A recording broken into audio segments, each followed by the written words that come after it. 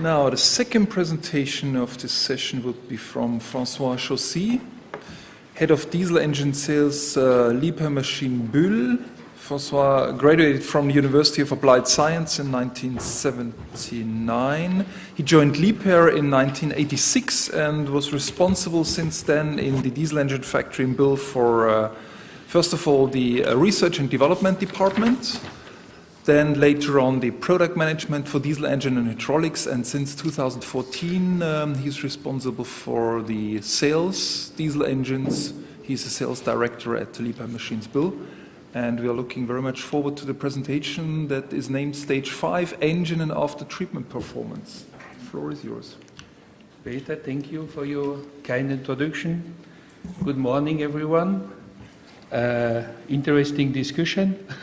Just before maybe a closing remark from my side, I think when we consider low load and low idle application, we are reaching the limit of the consideration from the weighted emission, because you are divided emission by nothing, which leads to higher weighted emission. And in fact, I think we have to think about emission in gram per hours, because it's that what is important for our health. And you will realize for sure the specific emission in those low idle applications are higher. But when you consider in gram per hour, you are more lower at very good emission at full load.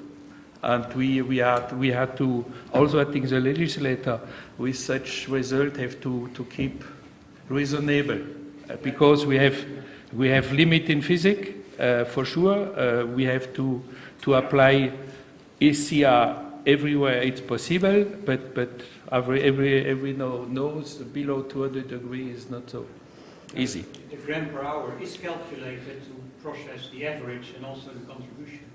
So the grams per hour are always calculated. Okay. So back to my presentation. Please continue. I think it's very valuable discussions here. I mean, that's the reason why we're here, right? It's the slides and the back discussions. at the end of the presentation. I will start with a little look backward, where are we coming from. And then once on the point required for today was the relationship between after-treatment technology and engine performance. And I add also machine performance, but we will see also, for example, fuel consumption is not only dependent from the engine alone. Then optimal SCR performance, and what about the trend away from EGR in case from off-road application, or in case of my company.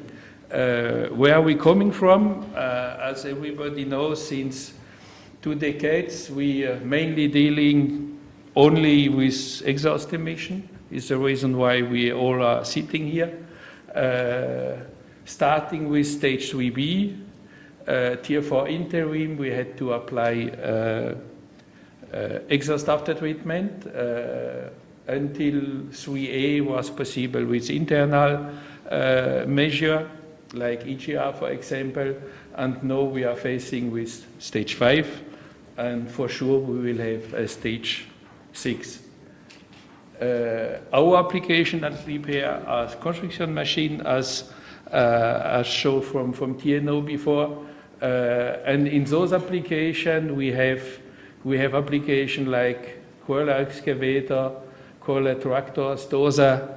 They are very near to the NRTC cycle, which is really the case. It's a after-treatment friendly cycle. We high temperature, but we also have application like mobile crane or crawler crane. They are working for hours in low idle or with very low load. We also have feature to shut off the engine, but at the end is the driver had to decide.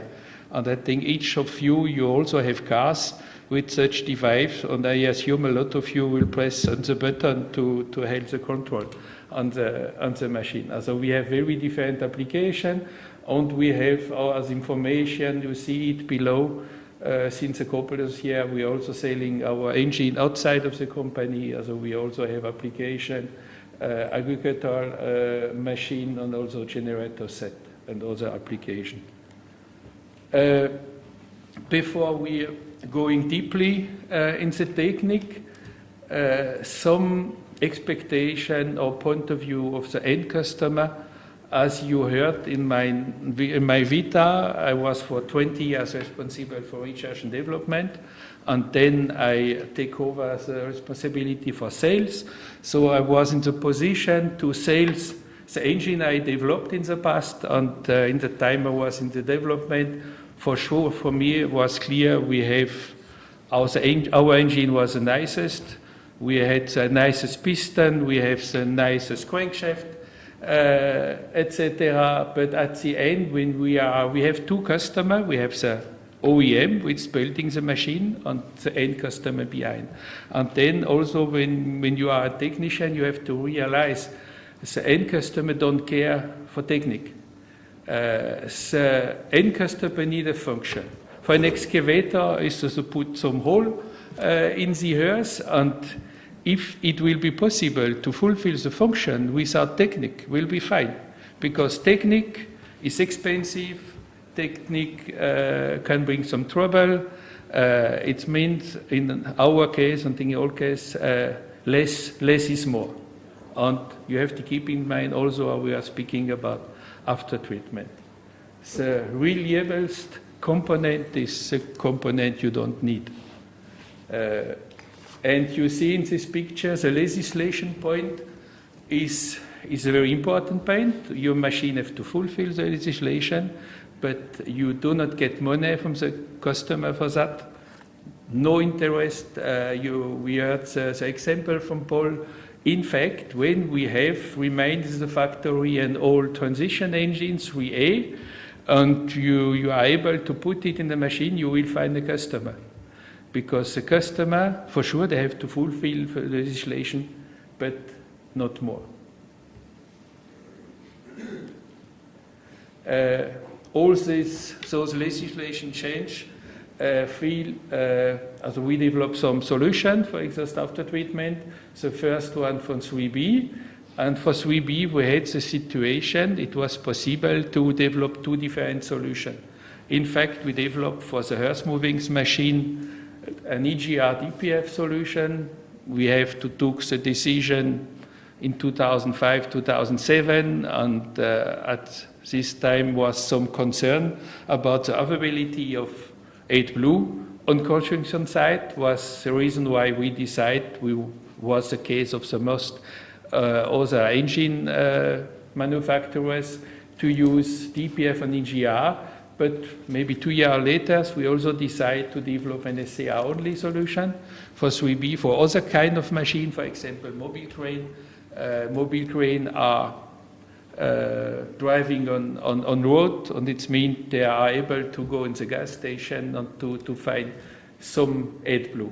Was an interesting time because he gave us the possibility to compare the both concept, EGR, DPF, and then SCR with AdBlue. For stage 4, we develop based off those consideration. I will come back to that. We develop an SCR only solution without DPF, and then for stage 5, for sure, we had to add a particulate filter, but we remain on the EGR-less solution. Why? Was well known for 3B. Okay, we apply EGR. 3B with EGR, it means you have to use about 30% EGR rate. And okay, what's clear, 30% EGR rate means about, for example, for this engine with 260 kilowatt, about 100 kilowatt, you have to dissipate in the cooling water. Was well known, but I think we underestimate the impact. When we had to build the machine, as you can imagine, our machine are standing still. It means no wind, like for a truck. It means when you have to cool down, it means you need fan, you need energy to drive that fan. You need bigger cooler package. And last point, but also important, when you have EGR combined with late injection, you also have to live with oil contamination. As an overview for stage 4, there was a lot of different concepts available, partly with EGR, also without EGR, when you decide to maximize ACR performance. And when you remember, less is more, fit for our company to the decision to use for stage 4 ACR only.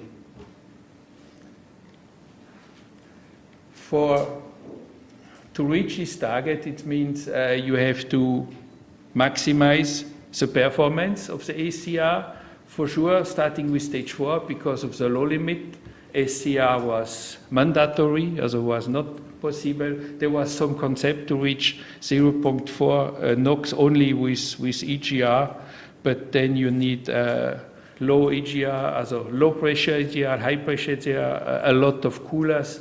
Was not so reasonable, and I think nobody takes this solution. Basically, when you have for stage 4 EGR, you can apply a low EGR strategy, also no more 30%, you can take 50%, for example, and then you are not so dependent to have a very high conversion efficiency by the ECR, but we decide to maximize the SCR efficiency. On the end, for example, you can adjust the engine with about 10 grams engine out emission, which will bring very good fuel consumption. And you have also the possibility to extend the time for the oil drain, because the oil will remain clean. A question for us was, for sure, you have to keep this high efficiency over the time, and for sure we had to fulfill some emission endurance tests for the certification, but they are for the US only about 4,000 hours. But we also take the different SCR catalysator which were running in field. Here, one example, the SCR catalysator was running for 19,000 hours. Is more than our expected life for the engine, and therefore for the after treatment we consider 15,000 hours, and after 90,000 hours the efficiency remain the same value as for a new one. Was for us a very good result, and we have also no trouble in field with, for example, I don't know, with OBD, which will, when the engine getting older, that will feed to problem. It for us was the validation of this concept. For stage 5, you have less possible solutions as for stage 4, because DPF is not mandatory be the low, but in fact is necessary to reach the particulate number.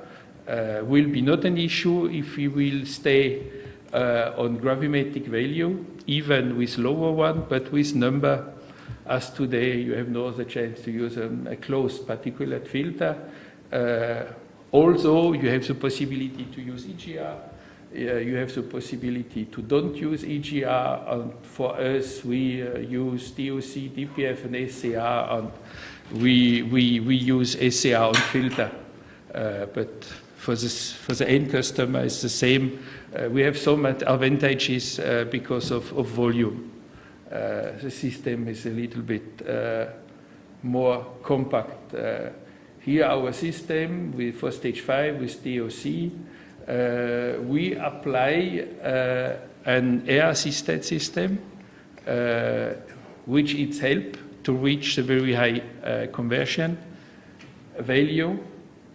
And you see the system with the SCR filter, SCR on filter, and then we have to add one or two brick different of the size, only SCR to have enough volume for the SCR conversion. The fact that we decide to do not use EGR bring a clean engine with less feature, with less tubing. You see here an example. We use a flap in the exhaust to perform some thermal management, which is mandatory to keep in a good windows to inject AdBlue, and also for passive regeneration of the particulate filter. We regenerate mainly passive with the help of this flap, and then for case with very low load, we also apply very carefully some lead post injection. I say it very carefully because lead post injection, when you are thinking, so you have to be careful because of oil dilution. Another big advantage, or there was the biggest reason for this concept without EGR, we are building engine for the same machine which are going in different parts of the world. And you see these different maps on the right side. The first one is with emission limit. The second one you also have to consider is fuel quality. You will know exhaust after treatment do not really love sulfur in fuel, and when you leave Europe, the fuel quality is not the same. Also, the picture here for the European Commission, also not for the European Commission, from another association, is a base case one because it's the fuel quality available for cars. And as you know, our kind of machine, they are not going to the gas station. You have to bring the gas station to the construction site. And you also, even in Europe, there are some studies from Euromod shows the quality from fuel in Europe. And I think it's not only in Africa. Also, I saw some strange value in France, other country. No finger pointing. And the last map you cannot see, but can explain you, is only show the market for middle-sized excavators. In 2030, there were sales about 170 machines run on the world.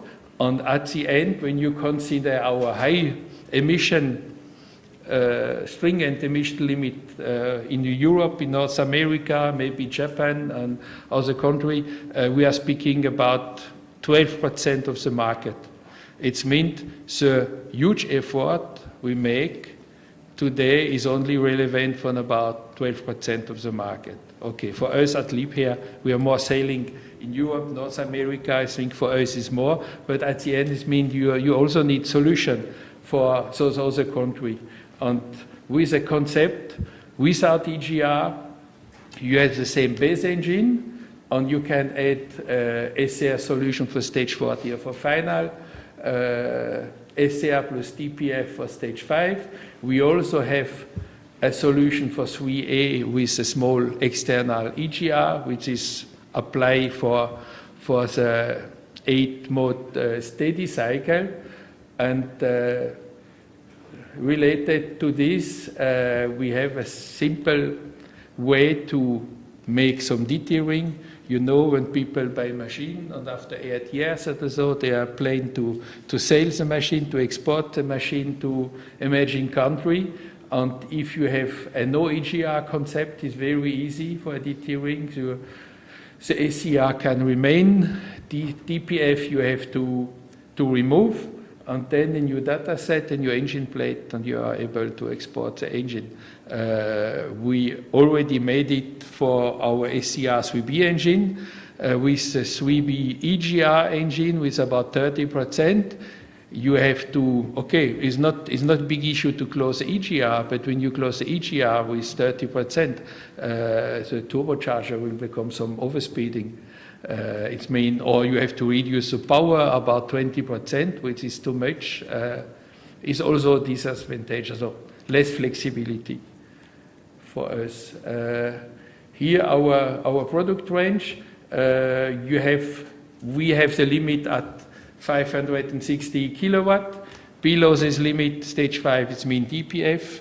We use our SCR and filter solution. And over this limit for stage 5 and T for final, we can use the same solution, which is SCR for us. Also here, no EGR, because we have considered all the biggest engines are used in mining machinery, for example. Our market, regulated market, is maybe about 10% only. It means for 90% we do not need any after treatment, and also with this source consideration is for us more easy to have a non-EGR engine. For the 10% we add SCR, as we will for sure, the 3.5 gram are mandatory for this category of power. Could also be reachable with EGR, but will be too complicated for us to put the EGR away for the engine or to develop two different engines. So here, I tried to put in this chart the benefits from a concept without EGR. As I said before, for the end customer, the spacing of training interval is a big advantage. For the OEM, which is building the company, the lower effort for cooling is an advantage. And when we consider fuel efficiency, we have to consider engine, also the BE, the specific consumption, but also the need of power for cooling, and also the DPF regeneration, because with EGR we will have more soot. Also need for more regeneration. In fact, physically it's also possible with a low EGR to maybe about 12% to reduce the fuel consumption. Also I will not say it's not the case, but for us to put an EGR on the engine to have maybe the possibility to improve the fuel consumption by 2% is not, when you consider the overall system, is not attractive enough. Maybe only to show you, I wrote over the title, energy efficiency does not depend only on the diesel engine. When you consider hydraulic excavators, I think is not only valid for Liebherr, will be valid for all other hydraulic excavator. You put 100% energy in the tank. First step will remain 40%. 40% efficiency for a diesel engine is not bad. Then you will also one more time lose energy in the hydraulic. Hydraulic pump and hydraulic engine have quite good efficiency, over time 90%, but you have a lot of losses in tubing, in valves. And then the last, in the shovel, you will also have some mechanical losses.